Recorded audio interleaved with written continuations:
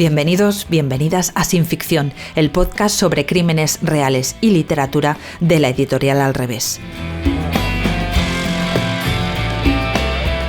Soy Ana Vallabriga y el día 15 de cada mes entrevistaré a un autor o autora de true crime o de novela negra.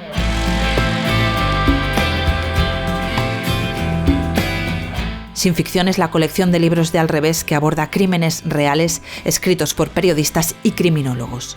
Está dirigida por la periodista y escritora Marta Robles. Tenéis más información en alreveseditorial.com.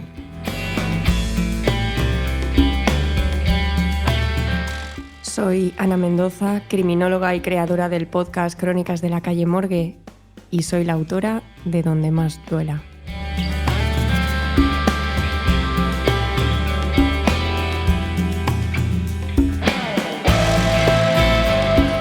Bienvenida, Ana.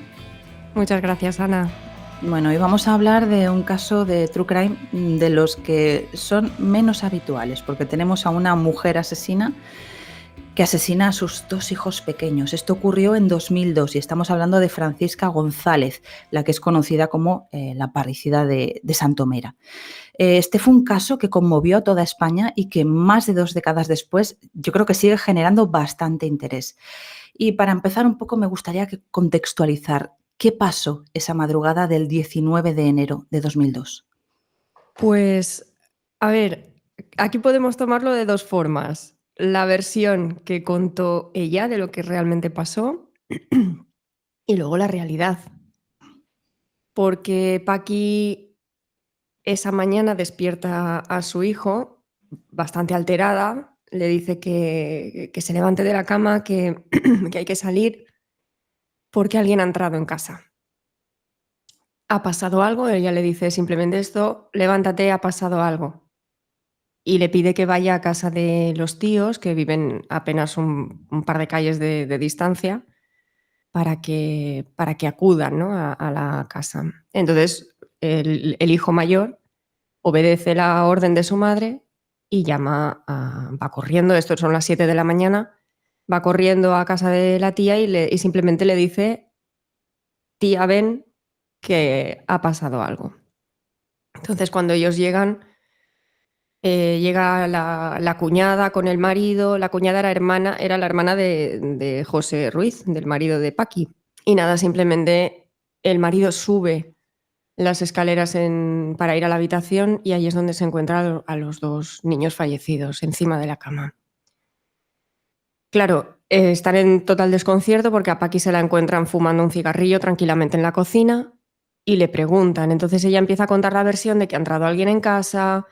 También hay un pequeño rifirrafe porque ella le pregunta al cuñado si es que están pensando que ha sido ella. Total, que al final la Guardia Civil llega, ella cuenta la misma versión, los obligan a salir de casa para evitar la contaminación de la escena del crimen.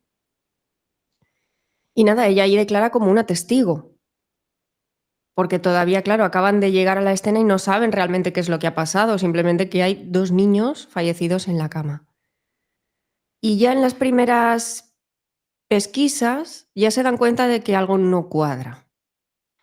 Lo que pasa es que la Guardia Civil en ese momento no dice nada. Van recopilando pruebas, van analizando y simplemente van cogiendo, digamos, una prueba de aquí, una huella dactilar, y van contrastándolo con la versión que ella ha dado y ven que no encaja, que hay algo ahí que no cuadra con lo que ella está diciendo. Pero esperan a que pase el entierro. Entonces, porque claro, el entierro es multitudinario, el caso se ha vuelto mediático, todo Santomera sale a las calles. De hecho, se puede ver en las fotografías que se compartieron a través de los medios de comunicación, a través de la prensa, que prácticamente todo el pueblo, había cientos de personas en las calles acompañando a la familia. Ella se le ve afligida, abrazada a su marido, junto a su hijo también, y esperan a que los niños sean enterrados para detenerla. Lo hacen justo después del entierro, nada más salir por la puerta del cementerio. Y ahí ya, claro, hay un shock, ¿no?, a nivel social, ¿no?, de decir, ¿qué está pasando aquí, ¿no? Nosotros hemos visto a una madre dolida totalmente, además se la ve despeinada, vestida pues de negro, ¿no? Pues, y representando una imagen, ¿no? Pues como cualquier madre, ¿no? Que ha perdido a sus hijos en esas circunstancias estaría destrozada, y ella refleja realmente esa imagen. El marido además estaba en Francia porque era camionero y tuvo que volver de urgencia a España porque esa mañana ya era llamada de ella, llamada del hijo, de la Guardia Civil, y realmente nadie sabía muy bien qué era lo que había pasado. Y ya después de esa declaración, ahora ya como sospechosa, ella llega a reconocer que los ha matado, pero empieza a jugar con las lagunas mentales. Empieza a decir, bueno, si vosotros me decís que yo he sido quien ha asesinado a mis hijos, pues será así, pero no me acuerdo, porque he consumido cocaína, he consumido whisky y no lo sé.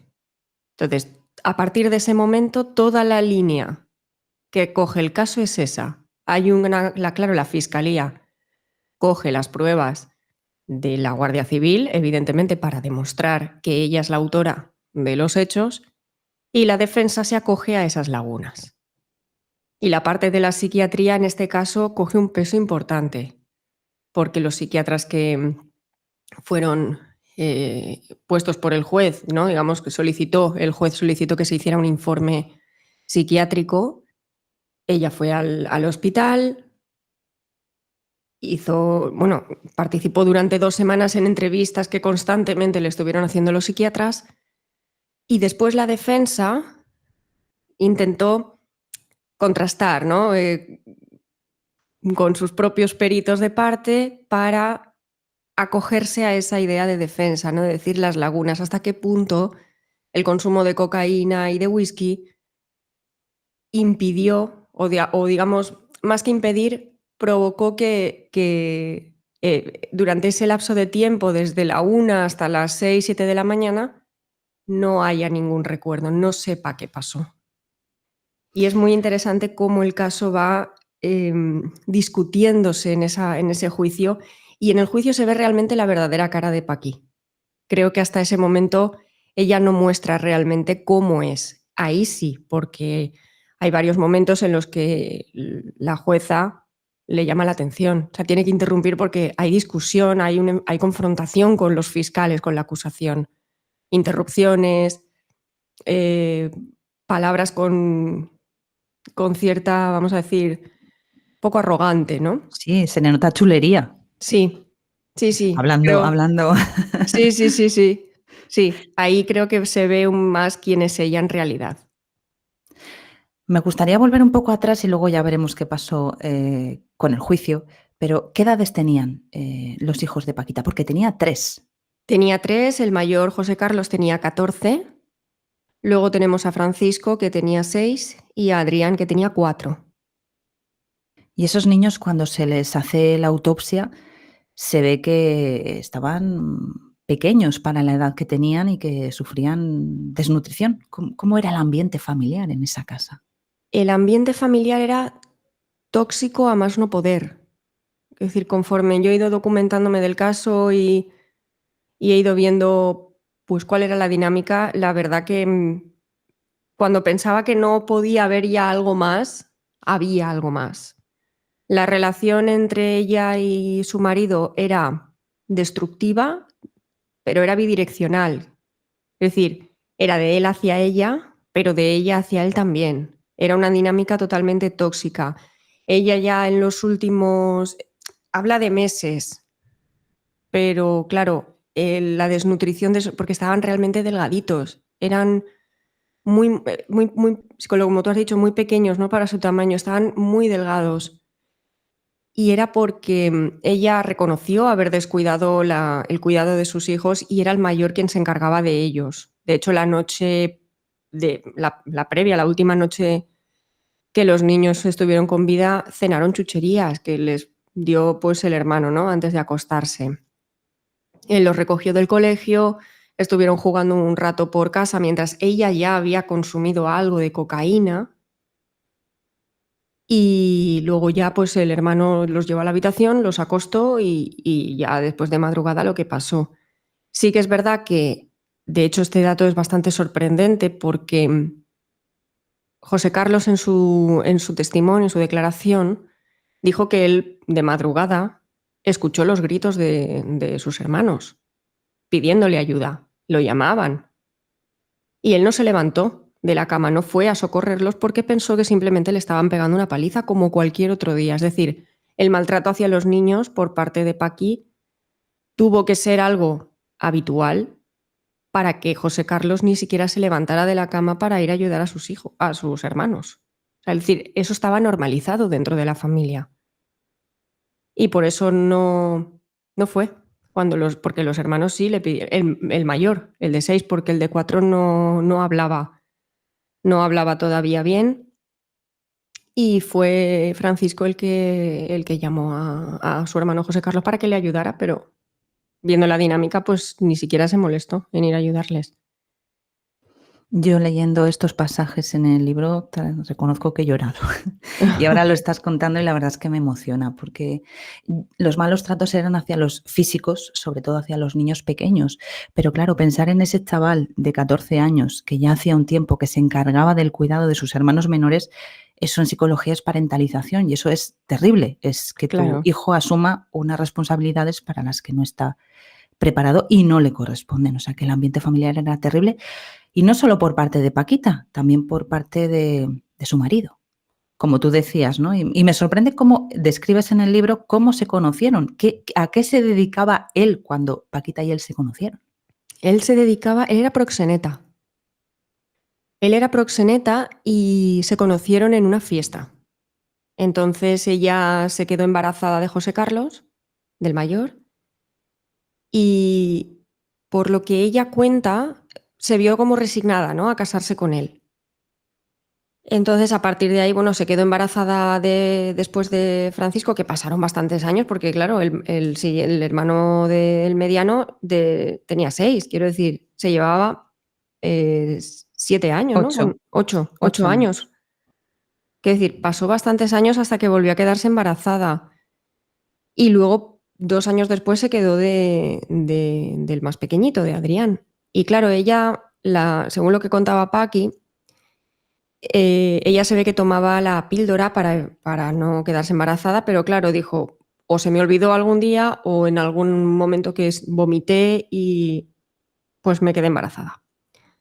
Y ella contaba que, claro, su marido cuando salió del hospital con su último hijo, ni lo miró.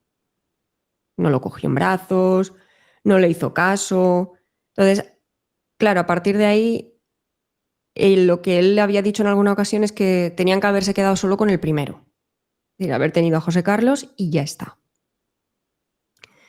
Y ya te digo, la dinámica entre ellos, hacían intercambios de pareja, por ejemplo, porque él se movía en el tema de la prostitución, tema de drogas, eso no llegó a dejarlo del todo. Tenía sus amantes, iba a locales de clubs de estos de alterne. Ella tenía cierta obsesión, ¿no?, con esta dinámica de su marido y salía de noche, de madrugada, a buscarle, a ver dónde estaba, se disfrazaba para intentar pasar desapercibida.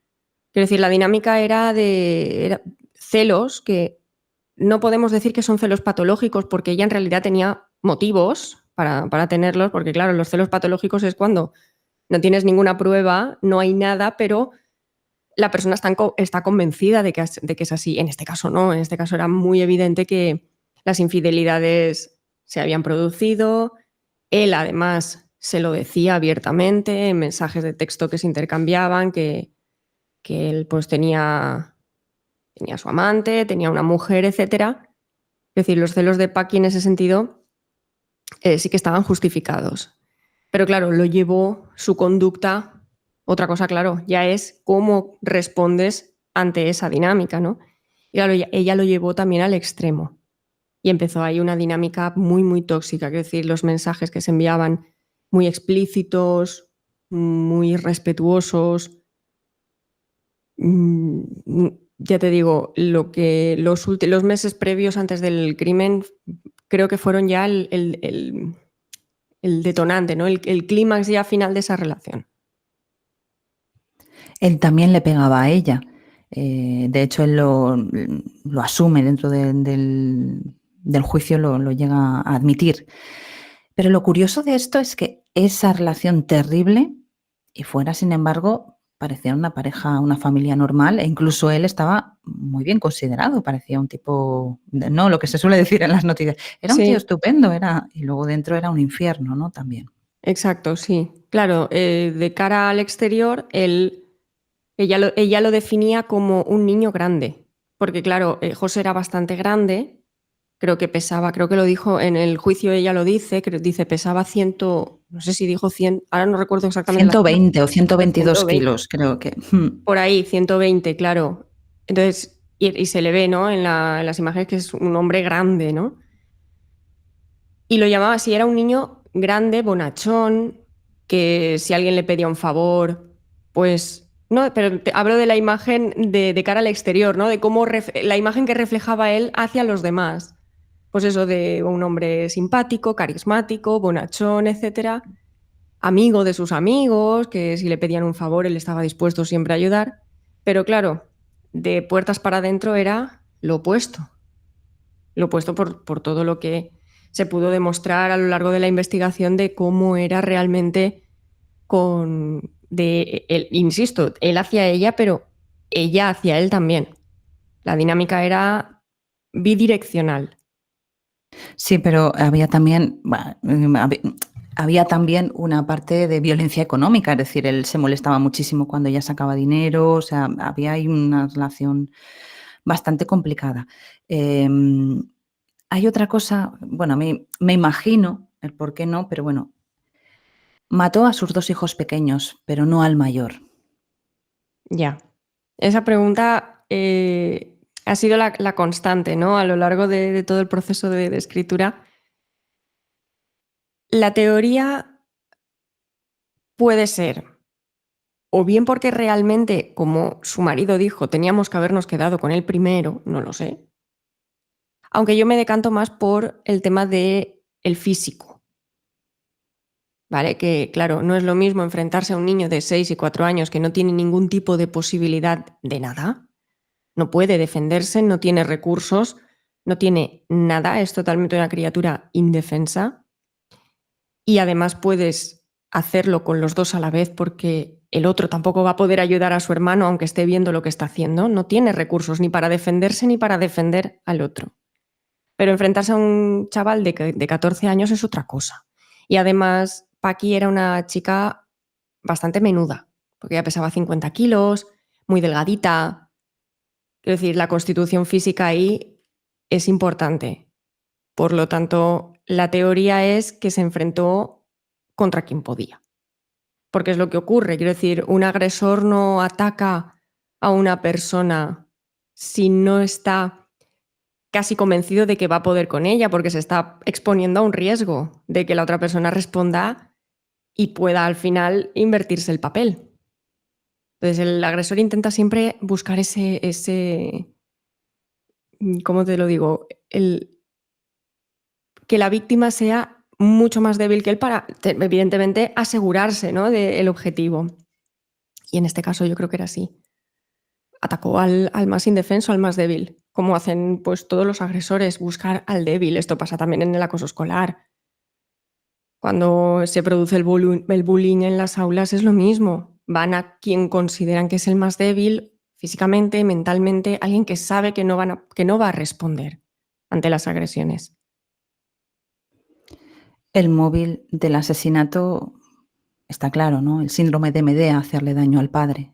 Sí, sí, esto quedó bastante claro a lo largo de todo lo que es el proceso de investigación, en los informes psiquiátricos también, que fue pues digamos, el recurso que ella tenía más a mano para destrozar en vida a una persona, porque sí que es cierto que aunque él hubiera tenido cierto rechazo hacia los hijos, en el fondo sí los quería, porque de hecho ella lo dijo. Cuando el guardia civil le pregunta en un interrogatorio, le dice, pero ¿tú crees que ese supuesto ecuatoriano, Porque claro, todo era por tráfico de drogas, ¿no? Era como una venganza por una deuda económica del tema de drogas, que estaban amenazados. Sí, eso es lo que ella argumentó, ¿no? En un Claro, primer ella momento. argumentó eso. Entonces, a raíz de esto, el guardia civil le preguntó si es que habían asesinado a los hijos para hacerle daño a él por ese tema de deuda, ¿no? que tenía con estas personas, estas supuestas personas que no existieron. Y su respuesta fue, pero claro, lo decía el cabo, lo decía tal cual, dice, sí, hizo así un gesto de, ¡ja! Le han dado por donde más le duele. Es decir, ella sabía que sus hijos, aunque él los tuviera un poco descuidados, porque él sí que pensaba que todo el tema del cuidado de los hijos y de la casa era exclusivamente de ella. Él se iba con el camión una semana, etcétera, y todo el rol, digamos, de lo que es el cuidado de los hijos y de la casa era de ella. Entonces a los hijos él los trataba con cierta distancia, pero sí tuvo que tener por lo menos en algún momento, ese cariño de padre hacia sus hijos para que ella actuara de esa forma. Si no, hubiera buscado otra vía, posiblemente. Aparte, ella tenía una personalidad que le gustaba ser el centro de atención. Ella, decían de ella, y una frase que me parece muy, muy reveladora de cómo muestra quién era, que decía, cuando Paqui entra en una sala, todo el mundo tiene que saber que Paqui está en esa sala. Es decir, es un reflejo de cómo se veía ella a sí misma. Es decir, ella necesitaba llamar la atención, que todo el mundo supiera que ella estaba ahí. Entonces, con la dinámica y el estilo de vida que ella llevaba, no pasaba. Ella estaba en casa asumiendo un rol de ama de casa y él hacía su vida de manera independiente. Se iba con sus amigos a cenar, a la discoteca, no iba con ella a ningún sitio. Entonces llevaban vidas totalmente separadas. Y el haber estado ella asumiendo ese rol dentro de casa, sin ningún tipo de vida social, sin nada, eso también llevó a un punto de inflexión. De decir, no, esto no es lo que yo quiero. Entonces me he casado con este hombre, me está tratando mal, llevamos una dinámica tóxica, consumo drogas y cocaína de manera habitual, o sea, drogas y cocaína, droga y whisky, perdón, de manera habitual. Y era un cúmulo de muchas cosas, de drogas, de malos tratos, de aislamiento, se juntaron varios factores. Cuando hay un caso de este tipo, de un padre o una madre que asesina a sus hijos, siempre tendemos a pensar, o socialmente se cree, que es alguien que está loco. Pero eso no es así. Y en No. el caso de Paqui se demostró, pero es que yo creo que hay muy poquitos casos en los que de verdad hay una patología o hay una psicosis, ¿no?, que pueda justificar eso. ¿Cómo era Paquita? ¿O cómo es? No sabemos cómo. Paquita, lo que más podría destacar de ella quizás son sus rasgos narcisistas. Tiene esa parte de eso, de narcisismo, que yo creo que es lo que más destaca. Tanto si la ves en el juicio, por ejemplo, ella, es lo que te comentaba al principio, en el juicio se produce un punto de inflexión, pero porque claro, ahí está acorralada totalmente acorralada. Y la acusación le lanza preguntas muy afiladas. La verdad que lo que es la parte de la actuación de la fiscalía, muy fino, ¿no? En sus respuestas. La acorralan, es que la acorralan porque ella está intentando llevar la versión de sus hechos y de su historia, pero claro, le hacen preguntas de decir, es que estás mintiendo, ¿no? Y te lo voy a intentar demostrar. Y es cierto que hay gestos por parte de ella, hay un momento que ella cruza los brazos, se hace como, se nota el nerviosismo, ¿no? de ella cuando se está viendo que no puede avanzar por donde quiere. Hay subidas de tono. Entonces ahí está ese punto de inflexión, cuando ya se ve acorralada, pero hasta ese momento no, era una mujer más sumisa, más tranquila, intentaba dar una imagen pues eso, de mujer normal, ¿no? Pues que ha perdido a sus hijos y no sabe muy bien qué ha pasado porque está desconcertada.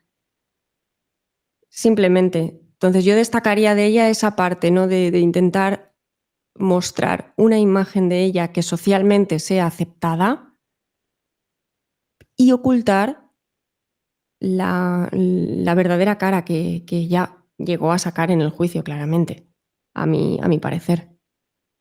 Sí, se dice que no es una psicópata, pero sí que tiene algunos rasgos. Claro, sí. Sí, claramente. Quiero decir, intento reflejarlo además en el libro, porque lo que he intentado hacer es mostrar cómo se veía ella a sí misma, cómo la veían los demás y cómo la ven los psiquiatras. Es decir, hay 3 formas de ver a Paqui en ese libro: la suya, la de los demás y la de los psiquiatras, para que veamos que una personalidad puede mostrarse, digamos, de diferentes formas, ¿no? Cómo se ve ella misma, que siempre saca la parte más positiva, cómo soy una víctima de esta persona, reconozco mis errores como madre, pero claro, ¿quién no los tiene? La parte del marido, de cómo actuaba ella, que ahí sale la cara que ella está intentando ocultar, porque no creo que en ese sentido, porque al final, claro, cuando juntas una versión y juntas la otra, digamos que en el camino del medio es donde está la verdad.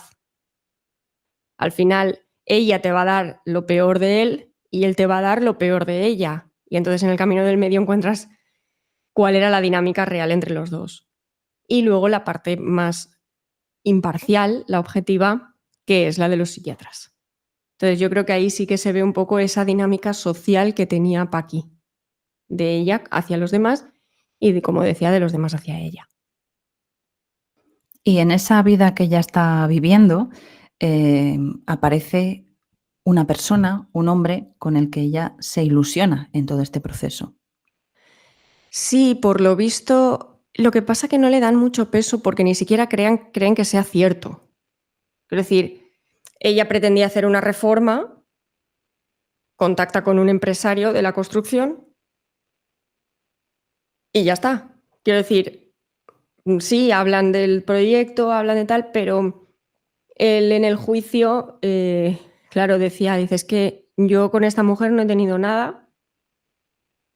Sí, ella me llamó porque quería hacer una reforma y tal, pero no hay nada más.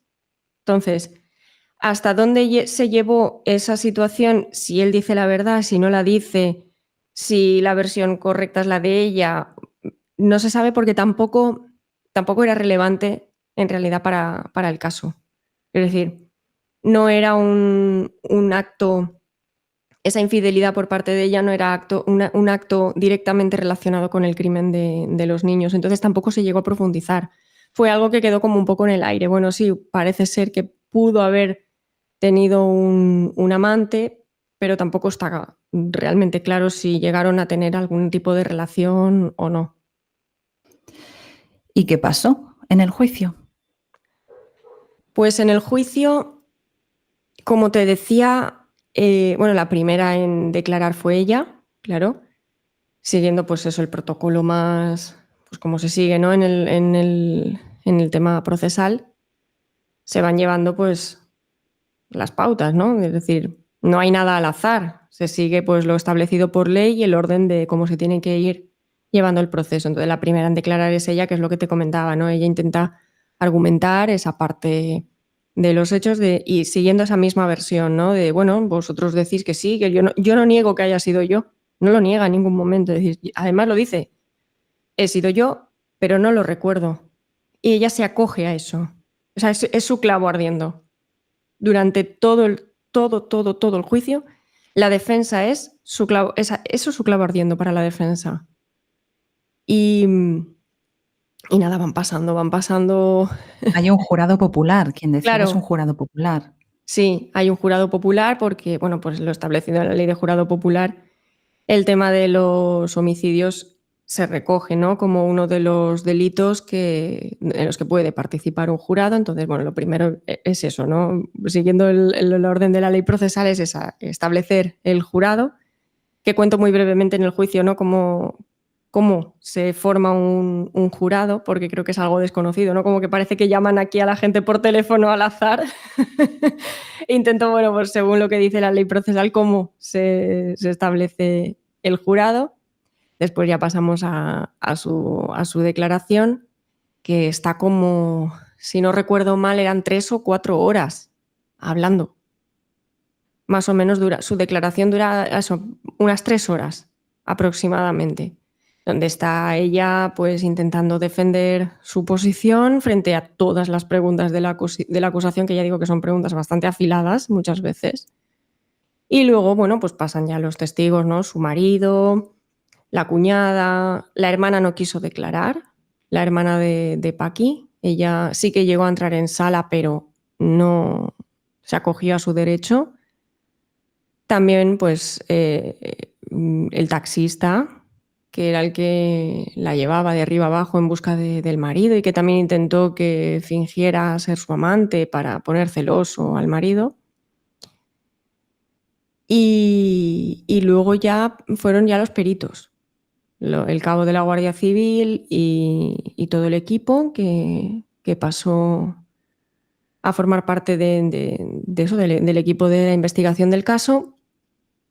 Y nada, hay un momento, por ejemplo, muy llamativo, porque el fiscal le pregunta al cabo que ella había dicho que en la casa se encontró una cinta de grabación y que él había dicho, él me refiero al cabo de la Guardia Civil, le había pedido que tirara esa cinta por el retrete y que tirara de la cadena y que él no iba a decir que eso había pasado allí. Entonces, claro, el cabo dice, ¿cómo? ¿Qué me está diciendo? Dice, yo solo le transmito la información que ha dicho ella, ¿no? Y dice, claro, y además es bastante irónico porque, claro, el cabo de la Guardia Civil dice, sí, claro, yo es que me dedico a eso, a eliminar pruebas de un escenario del crimen que yo investigo, ¿no? Y claro, él dice, no solo no he hecho eso, sino que yo ni siquiera estaba ahí, porque yo me reúno con Paquita la primera vez en la comandancia.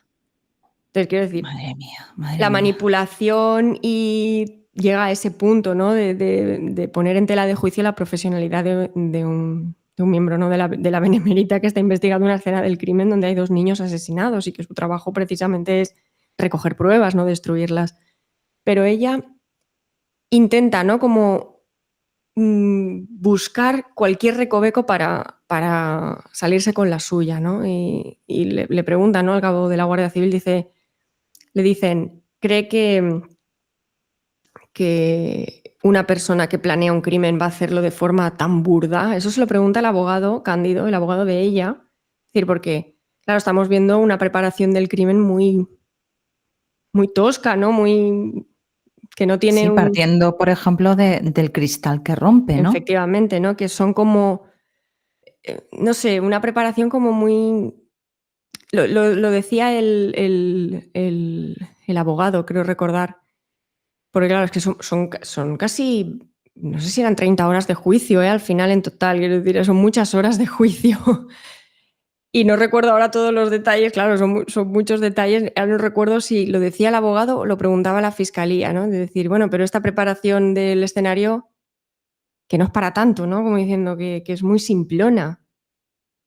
Y me gustó mucho la respuesta que dio el cabo de la Guardia Civil, porque dice, bueno, eso dependiendo, ¿no?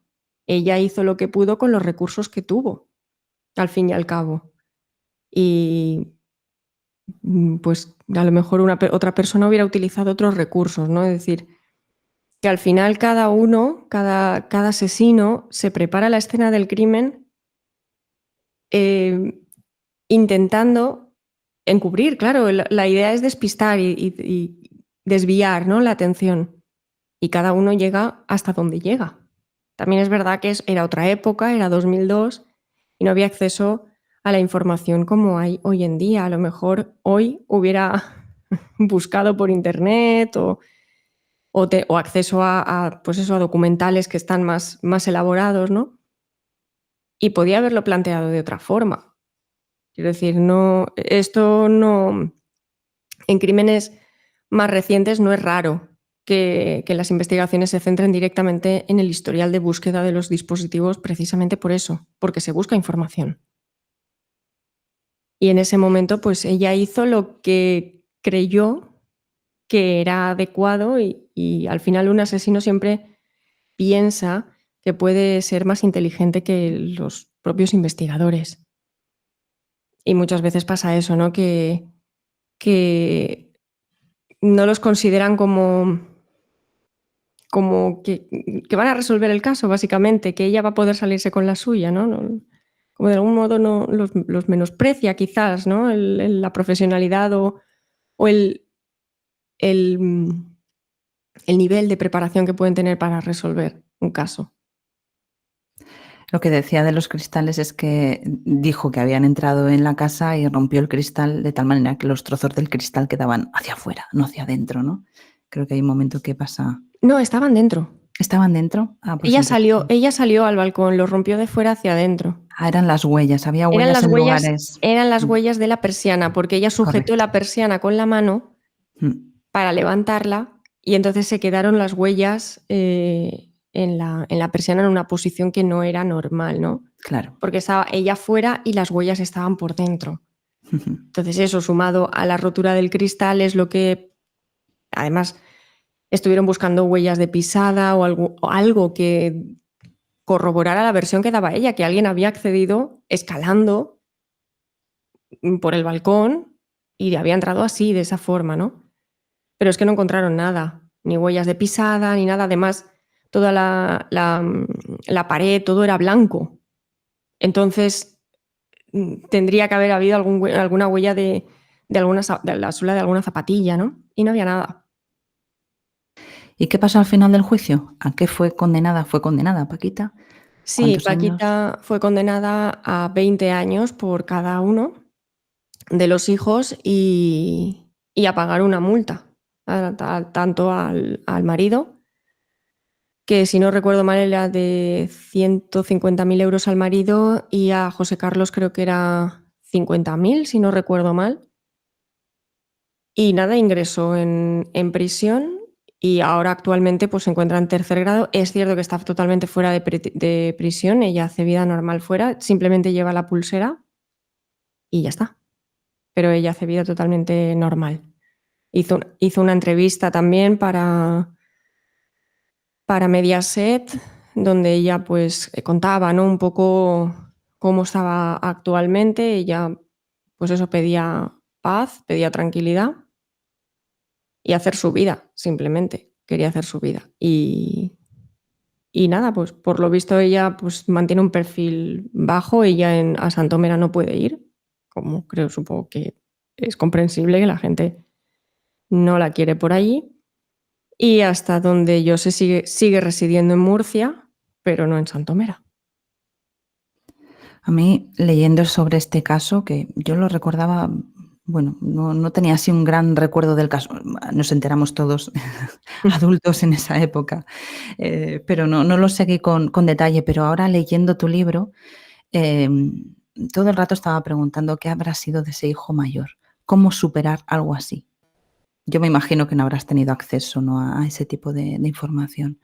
No, porque él la entrevista que te comentaba, esta última que ha hecho Paqui hace pues un par de años como mucho, los periodistas intentaron ponerse en contacto con José Carlos y él no quiere dar ningún tipo de declaración, quiere que lo dejen en paz, él no quiere desvincularse, él con su madre no se habla y quiere llevar una vida totalmente normal. Él se casó, tuvo un hijo y lleva una vida familiar tranquila y normal y con un perfil bajo, ¿no?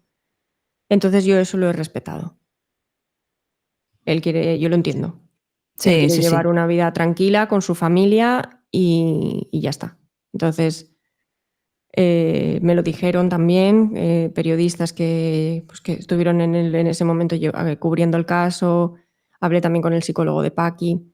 Entonces, él está desvinculado de todo esto, normal, lo entiendo. Entonces, yo ahí no he entrado porque además el libro El eje era Paqui, su dinámica, y el hijo sí que tiene un peso, entre comillas, importante en lo que es el descubrimiento del caso, en las primeras horas, ¿no? Durante la madrugada, porque él sí que tiene conocimiento de que algo está pasando, pero claro, como la dinámica familiar era tan tóxica, es que no se extraña. No se extraña de golpes, de gritos, a altas horas de la madrugada. Simplemente está, como decía él en su declaración, yo estaba acostado con mi Discman escuchando a Alejandro Sanz. Quiero decir, era algo normalizado, pero la participación de José Carlos en este caso llega hasta ahí. Quiero decir, es que era un adolescente de 14 años. Quiero decir, tampoco... Así que... Sí, es un poco como uno se puede sobreponer a algo así, ¿no? Una cosa que me ha gustado mucho del libro es que explicas muy bien todo el caso, y hay una parte final en la que haces un análisis, como criminóloga que eres, ¿no? Has hecho esa parte de investigación. Y a mí, ya para terminar, me gustaría que me dijeras qué podemos aprender de este caso. ¿Hay algo que podamos aprender de una cosa así, como sociedad, como... Yo creo que lo que se puede aprender, quizás, y no, es que no quiero que suene mal porque no quiero que nadie se sienta responsable del entorno, ¿no? de Paqui, en el sentido de que las señales de alerta, porque ellos sí que vieron que algo estaba pasándole a Paqui. Ella tuvo desmayos, veían que no tenía un comportamiento normal, tuvieron que llamar en alguna ocasión al 112, etc. Entonces, en ese sentido, yo creo que no dejar pasar esas señales de alerta, ¿no? Aunque sean mínimas, porque es verdad que en el momento no le damos importancia y es a toro pasado cuando empezamos a atar cabos, es decir, ostras, cuando dijo o cuando hizo, y al atar esos cabos es cuando nos damos cuenta de que todo está empezando a encajar. Y yo diría que lo que podemos aprender es eso, ¿no? A intentar estar atentos a la gente de nuestro entorno en esas pequeñas señales de alerta que pueden estar llegándonos, decir, aquí está pasando algo, no sé muy bien qué está pasando, pero si hay confianza con esa persona, pues hablar, sino decírselo a alguien que sepas que tiene confianza como para acercarse a esa persona, para comunicarle que están percibiendo algo extraño. Entonces creo que así es una manera también de intentar no controlar, no me gusta mucho esa palabra para este contexto, pero sí conocer un poco qué es lo que está pasando y qué dinámicas hay, ¿no? Dentro del ámbito familiar. Yo creo que ese sería el primer punto. Y después ya a nivel, digamos, profesional, desde el punto de vista pues, de la criminología, de la psicología criminal, el análisis de este tipo de casos sí que nos permite poder prevenir, ¿no? Ver también esas señales desde la otra parte, fuera del ámbito familiar, desde el pues, ámbito médico, ámbito sanitario en general, ¿no? Y ámbito profesional, ¿no? De detectar también esas posibles, esto hablo de la parte médica quizás, de cuando una persona pues se detecta que lleva ciertas dinámicas, porque ella sí que estuvo yendo al médico de cabecera, nunca llegó a ir al psicólogo ni al psiquiatra, pero sí que estuvo en tratamiento por depresión, estuvo tomando ansiolíticos, etcétera. Es decir, ahí ya había de que algo está pasando con esa persona. Es decir, una persona que está tomando ansiolíticos, que está tomando antidepresivos, es porque está llevando... Algo está pasando en su vida que está llevándole por ese camino, ¿no? Y luego, pues, el estudiar este caso para prevenir, para ver cuáles son, digamos, las señales para poder estudiar estos casos, saber cuáles son las dinámicas y poder prevenir otros crímenes futuros. Es decir, intentar estudiar, ¿no? Cuáles son los factores de riesgo en estos casos. A mí aquí también me llama la atención, siempre hablamos, ¿no?, de los servicios sociales, porque ahí había cosas, estaban pasando cosas y estoy segura de que en el entorno social, escolar, esos niños tenían que estar mostrando algo, que había unas señales ahí que probablemente por recursos, por económicos, siempre la respuesta a casi todas las cosas suele pasar por ahí, y no se estaban atendiendo. A mí eso me parece terrible. O sea, que haya niños desnutridos, es que ya eso ya me produce un dolor tremendo. A eso me refiero. Sí. Que desde los distintos ámbitos profesionales, sí. Cuando se detecten algo raro, alguna anomalía, que digas esto no me está encajando, que haya una intervención para evitar llegar a un punto ya de no retorno, ¿no? Que la situación empeore y se llegue ya pues, a casos como estos, que no tiene por qué suceder, evidentemente, y afortunadamente que no se llegue a este punto nunca, pero sí que una rápida intervención y una rápida respuesta puede cortar esa situación de raíz y sobre todo evitar que esos, en este caso niños, sufran y se generen en ellos traumas que arrastren el resto de su vida. Que eso también es importante, la salud mental. Muy importante. De la etapa ya adulta, porque las vivencias durante la infancia marcan de forma, es como un tatuaje, se quedan ahí y luego trabajar eso ya en la etapa adulta es muchísimo más complicado. Si se ataja de raíz, es mucho más difícil, mucho más fácil ayudar, ¿no? a ese niño que crezca de una forma sana a nivel mental, ¿no? De hecho, la propia Paquita también provenía de un hogar en el que se habían dado con un padre alcohólico, ¿no? Exacto. Ahora se habla mucho del apego. Bueno, el apego se lleva estudiando muchísimo tiempo, pero es verdad que ahora está cobrando una importancia bastante preeminente, ¿no? Dentro de la psicología. Sí, los tipos de apego, claro. Sí, pues como tú dices, es un tatuaje que queda ahí, que luego es muy difícil de eliminar. Recordad Donde más duela, de Ana Mendoza. Muchas gracias, Ana. A ti por invitarme, un placer estar aquí.